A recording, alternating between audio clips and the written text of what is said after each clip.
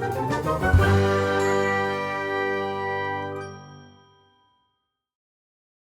everyone, this is Chris, your friendly neighborhood Minnesota comic geek, here with a review.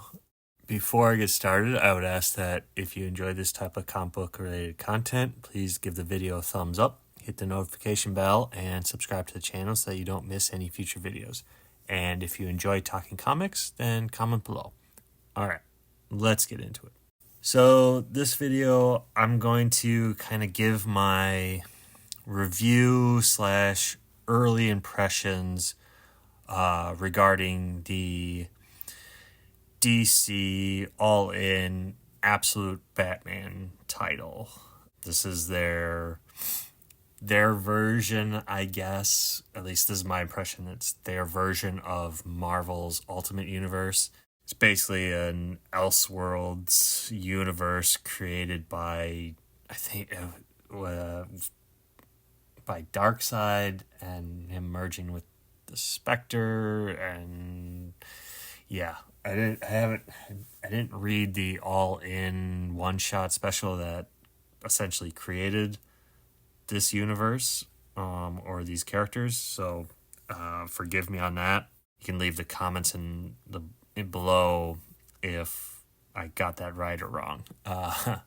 Anyways, I'm more or less just focusing right now on just the first 4 issues of Absolute Batman, because that's all we have right now. And so I just kind of wanted to give my subjective opinions on it. And that's what they are. They are subjective. They're neither right nor wrong. They're just my impressions so far. You may agree with them. You may disagree with them.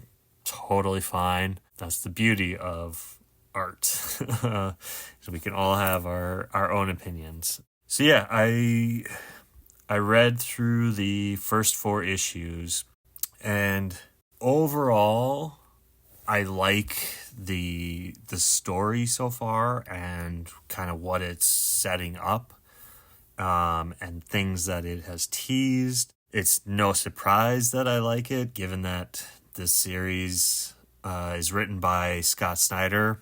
I've enjoyed his writing for a long time.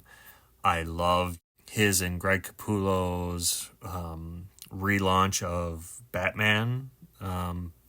I absolutely loved, their run of, 50 some issues that they worked together on that volume of Batman.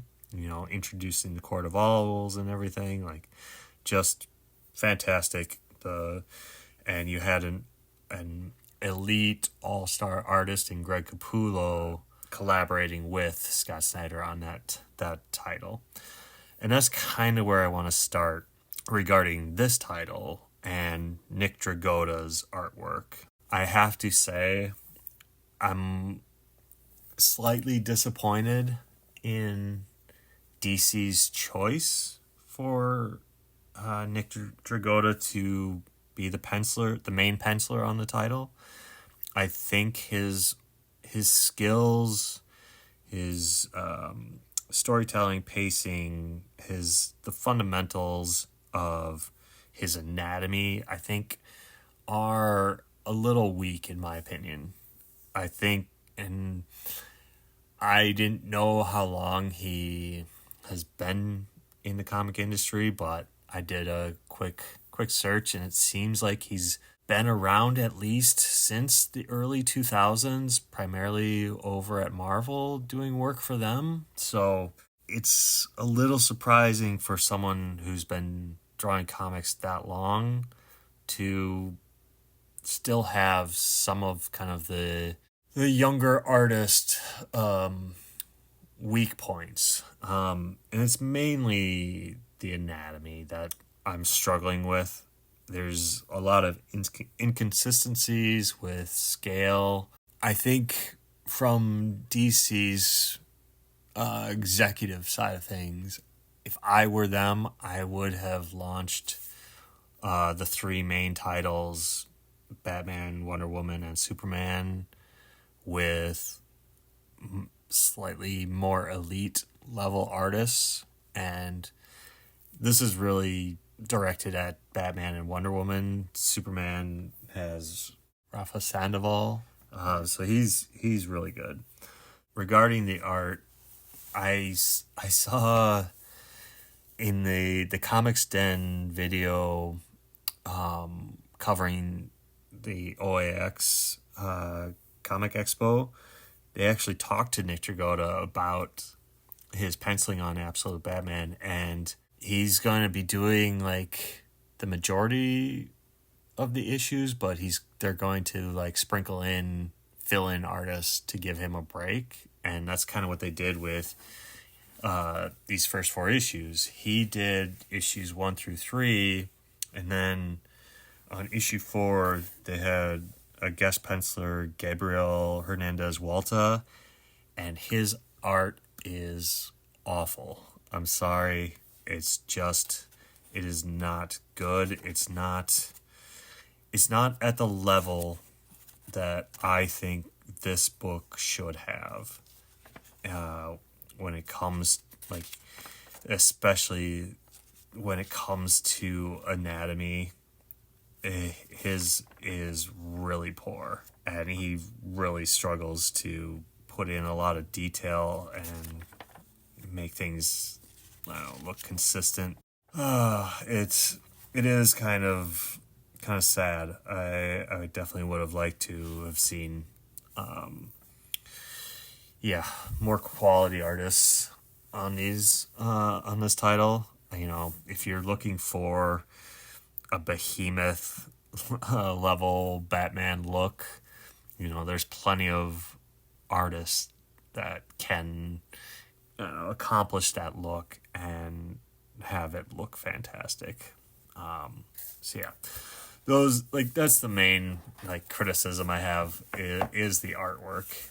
When it comes to what they're setting up, I like what Scott Snyder's doing, foreshadowing events and characters. So like this first issue, in this first story arc, it appears the main villain is Black Mask. I don't personally know much about that character. He wasn't really a main character when I was reading Batman off and on, so I don't know that much about him, but seems to be pretty ruthless in this story. Some of the things that I do like in terms of the story and the changes in this universe as opposed to the main DC continuity, similar to the Ultimate Universe at Marvel. I like the change in the fact that Bruce Wayne isn't rich. He's not a billionaire. Doesn't have his own company. He's basically, an average person. He's been in trouble with the law. To give him his skill set in this universe, Scott Snyder has him basically work his way through different government agencies, different engineering jobs and construction jobs, and so he has a good fundamental understanding of how the infrastructure of Gotham works, and we get to see this in later issues 2 and 3, where Batman plans his escape route, through underwater tunnels and sewer system, and it's actually kind of cool how Snyder has kind of set up this Batman and how he accesses the city and gets around. The other thing is that his main continuity rogues gallery, the majority of those characters are friends of his that he grew up with from childhood. It shows that his close group of friends are the Penguin, Riddler, Two-Face, Killer Croc, and Catwoman. So it's interesting how that dynamic has changed where those characters aren't fully under their comic identities yet. And I'll be curious how Snyder plays that out, whether when they become those characters or those personas, does he flip the script where they are good guys under those personas, because in the main universe they're villains, but in this universe, will they be good guys? Maybe, I don't know. I'd be curious how he plays that down the road. Alfred is a international hitman, spy, works for a secret organization in this universe, and he's kind of a bit of an adversary to Batman right away. Maybe they start working together. We'll see. The other twist that I'm curious how it's going to be played out, and that's Batman's main arch nemesis, Joker, being, in this universe, he's rich and he doesn't laugh. They made points of that in the story. So that was a interesting foreshadowing. So we'll see where that goes. Those are kind of the main takeaways that I had from the first 4 issues. And so in comparison to the regular DC continuity, I like that Scott Snyder can take chances and make changes compared to the main universe. It's not beholden to the almost 90 years roughly of history in canon. So it's nice, similar to the Ultimate Universe at Marvel. It's nice to be able to tell new stories and not have to keep them under the restrictions of their canon. It allows for just wonderful new interpretations. So, all in all, I like the story more than the art right now. Overall, I think they're off to a good start. We'll see. Again, it's only 4 issues, so we'll see how things progress and where Snyder takes this universe, this character, and the characters in this world. I would recommend it for, if you're a Batman fan, to pick it up and give it a read. So those are my thoughts. If you have picked up and read these first 4 issues, what do you guys think? What do you think of the story? What do you think of the art? What do you think of the foreshadowing of events and stories so far? Let me know in the comments. But with that, I will end this video. Thanks for watching. And again, if you enjoyed this type of comic book related content, please give the video a thumbs up, hit the notification bell, and subscribe to the channel. Till next time, comment below and let's talk comics. Bye.